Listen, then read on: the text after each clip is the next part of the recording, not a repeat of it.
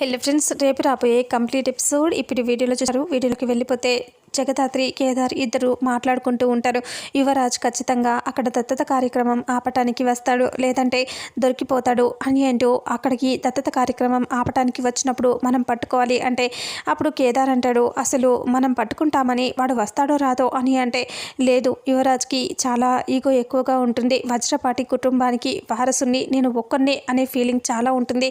అందుకే కదా మన మామని చంపేశాడు అని అంటూ చెప్తూ జగదాత్రి అంటుంది, ఆ పేరు కోసమే యువరాజ్ ఇన్ని చేస్తున్నాడు, అందుకే ఖచ్చితంగా యువరాజ్ దత్తత ఆపటానికి వస్తాడు అని అంటూ జగదాత్రి చెప్తూ ఉంటుంది. ఇక అప్పుడు మనం ఖచ్చితంగా అక్కడికి వస్తే పట్టుకోవాలి, రెండు పనులు అవుతాయి, దత్తత కూడా యువరాజ్ని పట్టుకోవటం కూడా ఆగదు అని అంటూ చెప్పగానే ఇక ఒక్కసారిగా కేదార్ సరే అని చెప్పేసి ఇంకా ఆ తర్వాత కౌష్కి వీళ్ళేమో రెడీ అయిపోయి ఉంటారు. జగదాత్రి చాలా అందంగా తయారైపోయి ఉంటుంది. ఇక కేదార్ని రెడీ చేస్తుంది.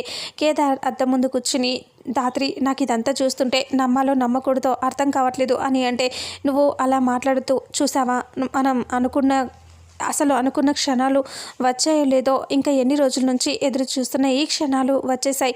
ఇప్పుడు నువ్వు మీ నాన్నకి కొడుకువి అవ్వబోతున్నావు అని అంటే నాకు ఈ ఆనందం నిజంగా నమ్మలేకపోతున్నాను దాత్రి, నిజంగా తట్టుకోలేకపోయినంత ఆనందంగా ఉంది. నిజంగా మా నాన్నని ఇక నుంచి నేను నాన్న అని పిలవచ్చు కదా అని అంటే, అవును నాన్న అని పిలవచ్చు, ఇంకేం భయం లేదు అని జగదాత్రి అంటూ ఉంటుంది. ఇక సరే నువ్వు రెడీ అయ్యావు కదా, నేను అక్కడ వేరే పనులు చూసుకుంటాను అని జగదాత్రి వెళ్ళబోతే అప్పుడు కేదార్ చెయ్యి పట్టుకొని అక్కడే ఆపి ఇలా అంటాడు, ఆగు దాత్రి, ఇంకా వేరే పనులు చూసుకోవటానికి అందరూ ఉన్నారు కదా, నువ్వెందుకు వెళ్ళటం, కాసేపు ఉండు, నాతో మాట్లాడు, ఈ హ్యాపీనెస్ని నీతో షేర్ చేసుకోవాలి అని అంటూ కేదార్ అంటే సరే అని జగదాత్రి ఇలా అంటూ ఉంటుంది.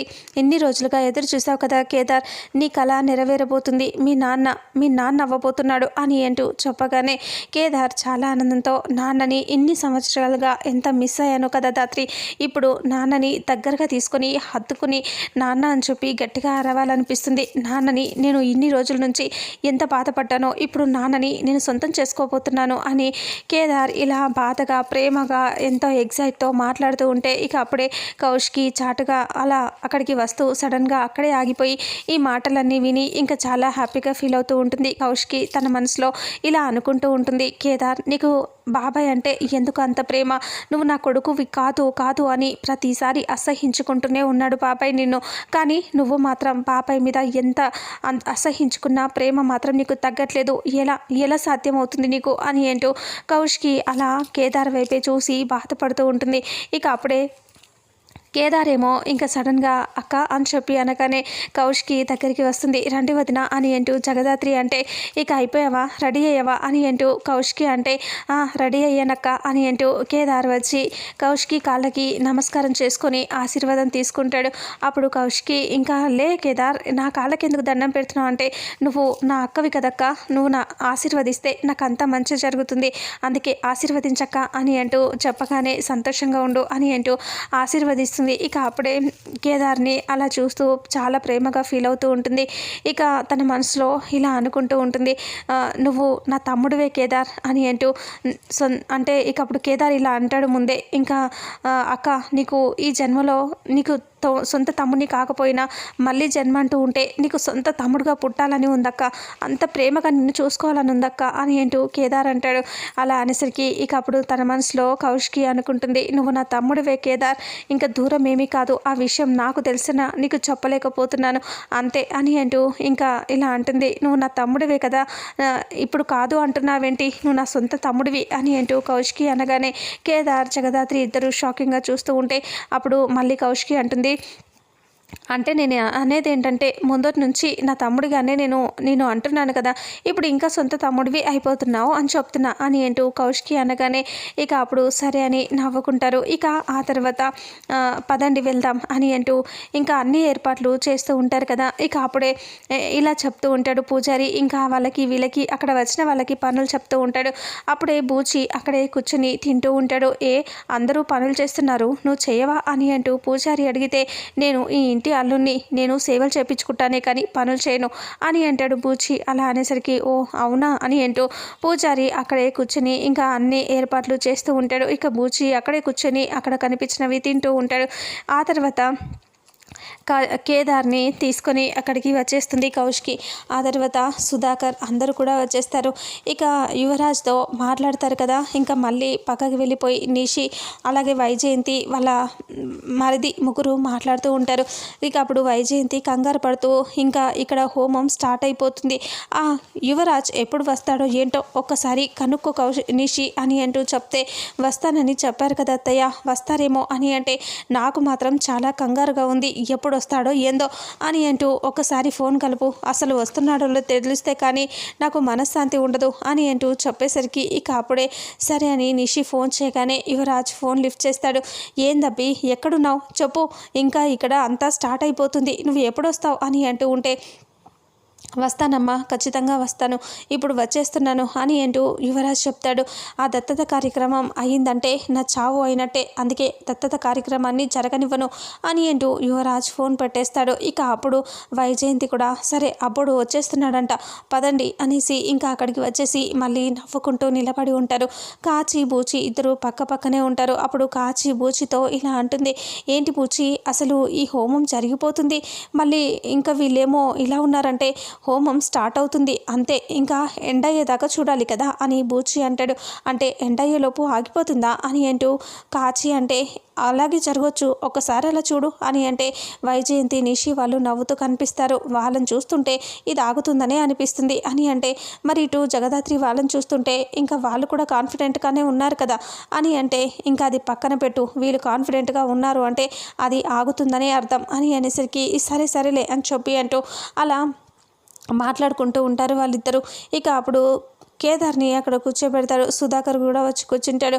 వైజయంతి దూరంగా ఉంటుంది. పూజారి ఇలా అంటాడు, అమ్మ మీరు కూడా వచ్చి కూర్చోండి అని అనేసరికి అప్పుడు వైజయంతి, నేనా వీడికి దత్తత తీసుకోవటమే నాకు ఇష్టం లేదంటే వీడికి నేను కూర్చోవాలా అని వైజయంతి సీరియస్గా, లేదు నేను కూర్చోను అని అంటుంది.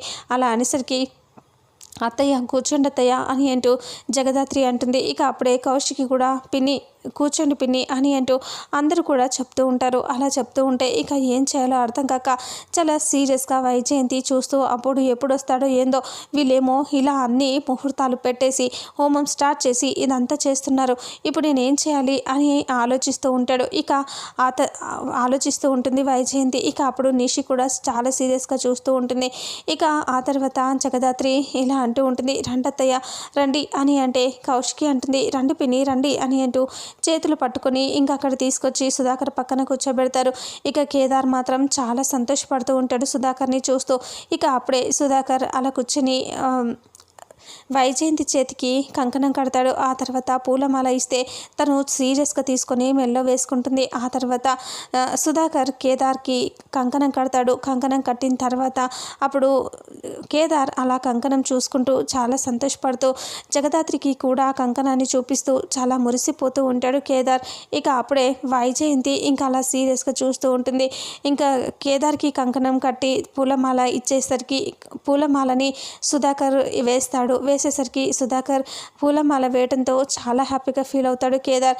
ఇక తన మెల్లో తనే వేసేసుకుంటాడు సుధాకర్. ఇక అలా పూలమాల వేసుకొని ఇదంతా జరుగుతూ ఉంటే జగదాత్రి చాలా సంతోషపడుతూ ఉంటుంది.